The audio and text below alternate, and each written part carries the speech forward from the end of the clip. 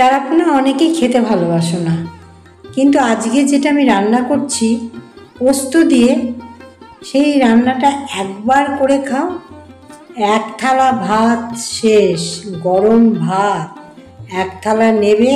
আর এই রকম একটা রেসিপি, চলো রান্নাটা। একটা চারাপোনার রেসিপি দেখাচ্ছি তোমাদেরকে। চারাপোনাটা ভেজে নিয়েছি, একদম ফ্রেশ টাটকা চারাপোনা।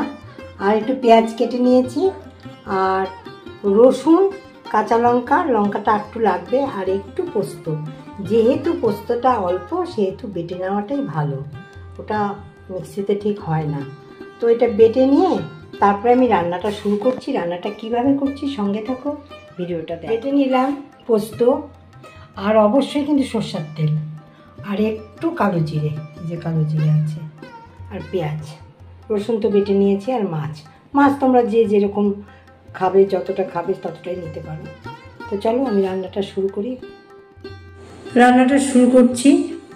কড়াই পরিমাণ মতো তেল দিয়ে দিলাম। তেলটা একদম নিজেদের ব্যাপার, অল্প তেলেও খাওয়া যায়, বেশি তেলেও খাওয়া যায়। তো আমি তেল একদম পরিমাণ মতো দিলাম। একটা লঙ্কা দিলাম, এটা শুকনো লঙ্কাও তোমরা দিতে পারো, আমি কাঁচা লঙ্কাই দিলাম, আর কালো জিরে দিলাম, আর পেঁয়াজটা দিয়ে দিলাম। এবার পেঁয়াজটা একটু নেড়ে নেব, আর লাল লাল হয়ে গেছে। এবার আমি যে পোস্তটা বেটে রেখেছি সেই পোস্ততে একটু হলুদ দিয়ে দিলাম, একটু নেড়ে নেব। মাছে নুন আছে, নুনটা একটু লাগলে দেব।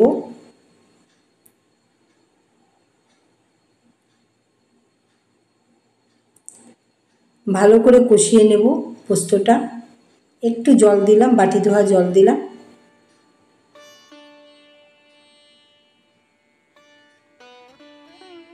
এইভাবে চারাপোনা মাছ পোস্ত দিয়ে যদি করা যায়, মানে কি অসাধারণ যে খেতে হয় বলে বোঝাতে পারবো না। গরম ভাতে একদম, এমনিই তো পোস্ত ভালো লাগে, আর এইভাবে যদি তোমরা রান্না করো ভীষণ ভালো লাগবে। একটু ঢেকে দিলাম পেঁয়াজটা নরম হওয়ার জন্য। একটু নুন দিলাম, নুনটা লাগবে, সামান্য একটু নুন দিয়ে দিলাম। খুব ভালো করে নেড়ে নেব, মানে কষিয়ে নেব। এবার কষানো হয়ে গেছে, এবার পরিমাণ মতো জল দেব।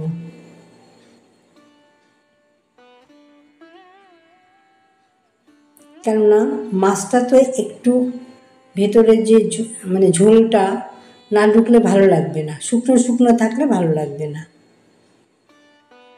একটু নুন ঝোলটা, মানে একটা পোস্তর যে ঝোল সেটা খুব ভালো লাগবে ভেতরে গেলে, সেই জন্য জলটা দেওয়া, কিন্তু এটা শুকিয়ে যাবে।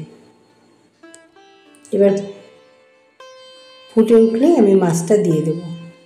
মোটামুটি ফুটে উঠেছে, এবার মাছগুলো দিয়ে দিলাম।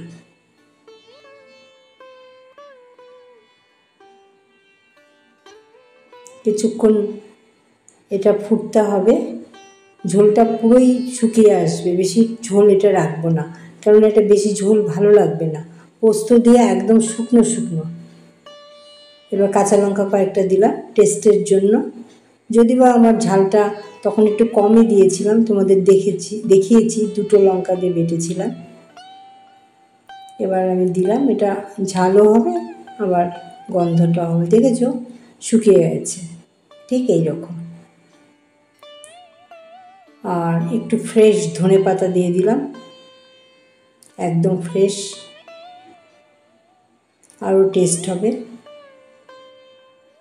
রান্নাটা কিন্তু আমার একদম কমপ্লিট, তোমাদেরকে একটু আমি পরিবেশন করে দেখাবো। একটু নেড়ে নিচ্ছি, দেখো ফাইনাল লুক, এই দেখো একদম রান্না কমপ্লিট হয়ে গেছে। চলো একটু আমি পরিবেশন করে তোমাদেরকে দেখাচ্ছি।